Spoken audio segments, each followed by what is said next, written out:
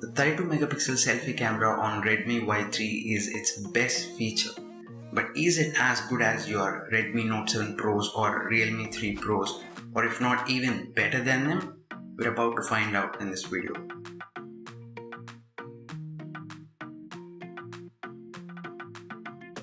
So before starting, I just want to point out that you need to enable 32 megapixel camera on the Redmi Y3 because by default it shoots 8 megapixel selfies. So now let's get on with the video. First, let's take a look at selfies taken outdoors in daylight. As you can see, Realme 3 Pro brings out better details, especially with facial hair. But look at the trees in the background.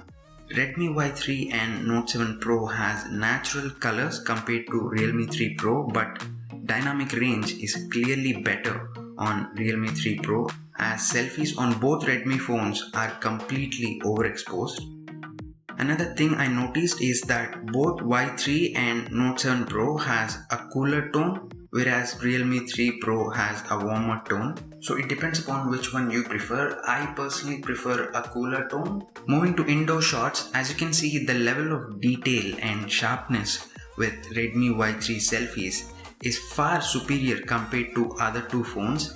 Even the sweat on my forehead is visible as the weather is hot outside. Next, when it comes to portrait shots, again Realme 3 Pro has better dynamic range, but bokeh looks better on both the Redmi devices, whereas on Realme it looks a little artificial in my opinion. When it comes to edge detection, all three devices are pretty much the same, but I've noticed both Redmi phones softens the image, whereas Realme doesn't. With portrait shots taken indoors, Realme again has a warmer tone and looks like fake bokeh. But just look at the selfie taken on the Redmi Y3. The sharpness and details are just far better than the other two phones. But if you take a closer look, all three phones fail to focus my ear. Hence the reason why I mentioned earlier that all three phones are on par with each other when it comes to edge detection. Selfies with HDR turned on is a very interesting comparison. Redmi Note 7 Pro and Realme 3 Pro has a pink tint in their pictures, but with Redmi Y3, finally thanks to HDR mode, we get a well-balanced image. So here is a comparison between a standard 32 megapixel selfie versus 32 megapixel selfie with HDR turned on. You can clearly see with HDR we get a more balanced selfie. Just look at my t-shirt and also the sun in the background is more visible. Of course it still isn't perfect, but this justifies the fact that selfies taken with 32 megapixel and HDR turned on gives you the best results. And also I quickly want to point out that the pictures taken with 32 megapixel enabled takes up a lot of storage, and if you turn HDR on, it occupies even more of the storage space. Just a point that's worth mentioning. When it comes to selfies in low light, again a familiar narrative. Realme 3 Pro has a warmer tone, Redmi phones have a cooler tone. Redmi Y3 selfie is overexposed and surprisingly other two phones are well balanced. Even more surprisingly, Redmi Note 7 Pro being the best of the bunch, where the t-shirt looks brighter but not too overexposed like the Redmi Y3. But Redmi Note 7 Pro softens the image a little.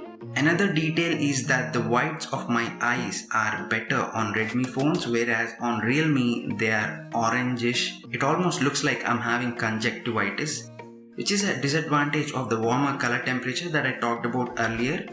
Hence the reason why I personally prefer a cooler tone. But this is where Redmi Y3 showcases its strength as it has a more detailed and much sharper image of the bunch. Also the flash is better illuminated onto my face with Redmi Y3 selfie. Again in this instance Realme 3 Pro makes the eyes orangish. Both Redmi phones took more brighter selfies.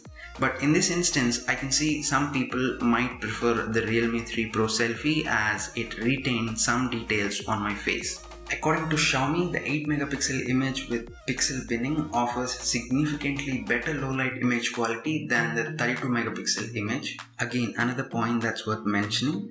And here's a comparison between the two selfies.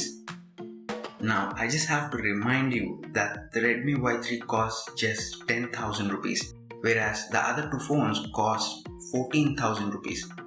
The selfies on Redmi Y3 in almost every instance are more detailed, they are more sharper. Of course, there are some instances where Realme 3 Pro is better and Redmi Note 7 Pro being better in other instances. But that comes back to the point that I mentioned earlier, and that is the price.